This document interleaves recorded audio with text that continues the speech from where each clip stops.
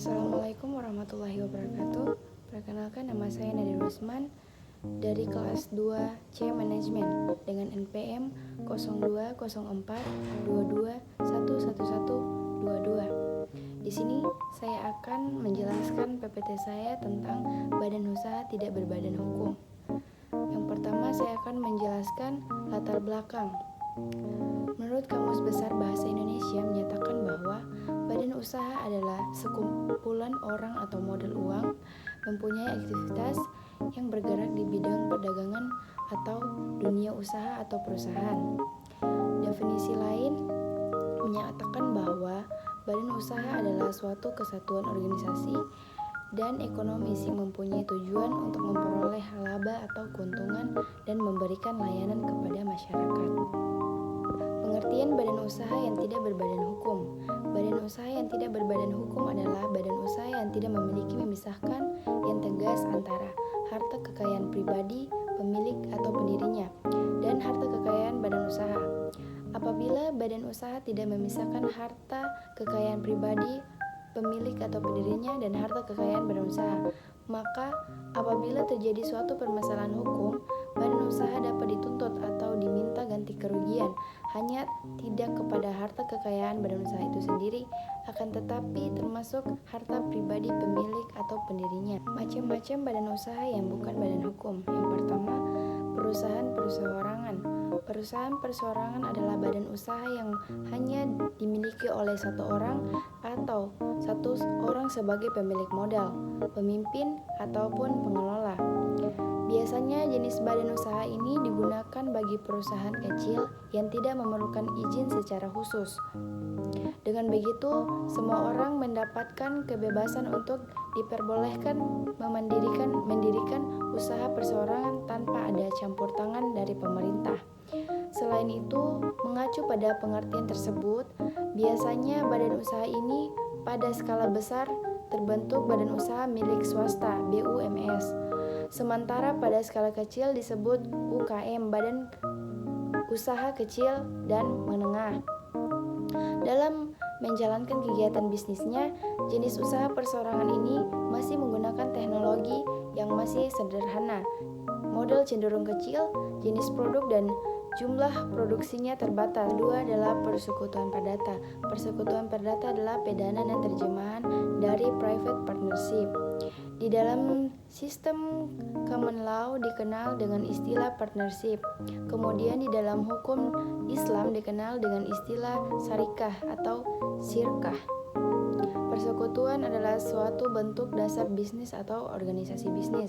Yang ketiga adalah firma. Firma berasal dari bahasa Belanda yakni vennootschap, onder yang artinya perserikatan dengan dagang antara beberapa perusahaan. Firma ini menjadi persekutuan dari beberapa badan usaha yang kemudian menjalankan bisnis antara dua orang atau lebih menggunakan satu nama, di mana setiap anggotanya mempunyai tanggung jawab penuh atas kemajuan perusahaan. Nah, di Indonesia sendiri firma sudah masuk dan diatur dalam Kitab Undang-Undang Hukum Dagang (KUHD) serta Kitab Undang-Undang Hukum Perdata (KUHP Perdata). Yang keempat ada CV. CV adalah salah satu bentuk badan usaha yang dibentuk oleh dua orang atau lebih yang kemudian mempercayakan modal yang dimiliki kepada dua orang atau lebih. Hal itu dilakukan untuk menjalankan perusahaan tersebut sekaligus dipercaya untuk memimpin perusahaan. Tujuannya agar tercapai cita-cita bersama dengan tingkat keterlibatan masing-masing anggotanya berbeda. Oleh karena itu, di dalam CV terdapat dua sekutu yang berbeda. Sementara itu, ada beberapa ahli yang berpendapat bahwa CV terdiri dari sekutu komanditer dan sekutu komplementer. Sekutu komanditer atau sekutu pasif memiliki tanggung jawab untuk memberikan modal CV kepada sekutu komplementer atau sekutu aktif yang bertanggung jawab untuk menjalankan kegiatan CV. Selanjutnya adalah syarat yang diperlukan untuk mendirikan badan usaha yang tidak berbadan hukum. Yang pertama ada tahap-tahap pendirian firma. Yang pertama, tahap pembuatan akta pendirian. Akta pendirian firma dibuat dan ditandatangani oleh notaris yang berwenang dan dibuat dalam bahasa Indonesia. Yang kedua, tahap permohonan surat keterangan domisili perusahaan. Permohonan surat keterangan domisili perusahaan diajukan kepada kepala kantor kelurahan setempat sesuai dengan alamat kantor perusahaan berada sebagai bukti keterangan atau keberadaan alamat perusahaan. Yang ketiga, tahap pembuatan nomor pokok wajib pajak. Permohonan pendaftaran wajib pajak adalah yang ketiga, tahap pembuatan nomor pokok wajib pajak. Permohonan pendaftaran wajib pajak badan usaha diajukan kepada kepala kantor pelayanan pajak sesuai dengan keberadaan domisili perusahaan untuk mendapatkan kartu NPWP dan surat keterangan terdaftar sebagai wajib pajak. Yang keempat, tahap permohonan surat pengukuhan pengusaha kena pajak SPPKP. Permohonan untuk dikukuhkan sebagai perusahaan kena pajak diajukan kepada kepala kantor pelayanan pajak sesuai dengan NPWP yang telah diterbitkan. Lama proses 3-5 hari kerja setelah permohonan diajukan. Yang kelima, tahap pendaftaran ke pengadilan negeri. Permohonan ini diajukan kepada kantor pengadilan negeri setempat sesuai tempat dan kedudukan perusahaan berada. Yang keenam, tahap permohonan izin mendirikan bangunan IMB. Permohonan mengajukan permohonan kepada Bupati melalui kantor pelayanan perizinan terpadu atau Dinas Perindustrian dan Perdagangan Disperindak setempat. Ketujuh, tahap permohonan surat izin tempat usaha atau SITO.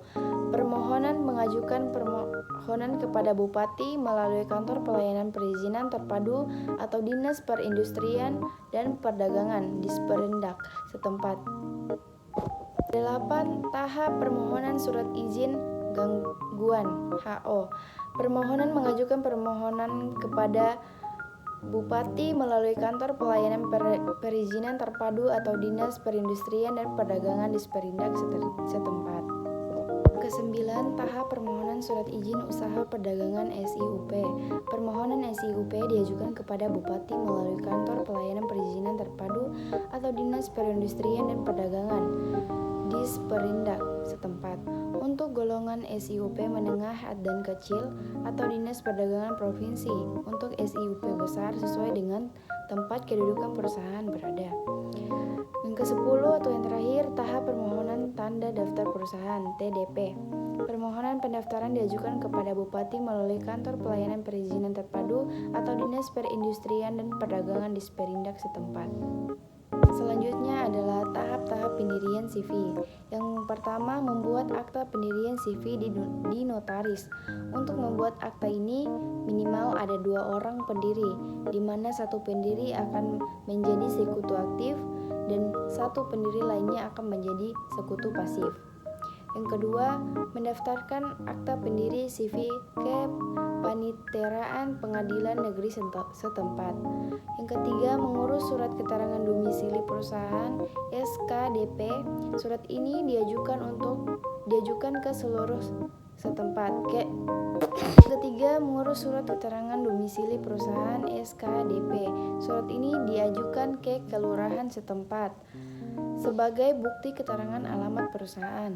Yang keempat, membuat nomor pokok wajib pajak NPWP, badan yang dapat Anda urus di kantor pajak setempat sesuai domisili CV Anda.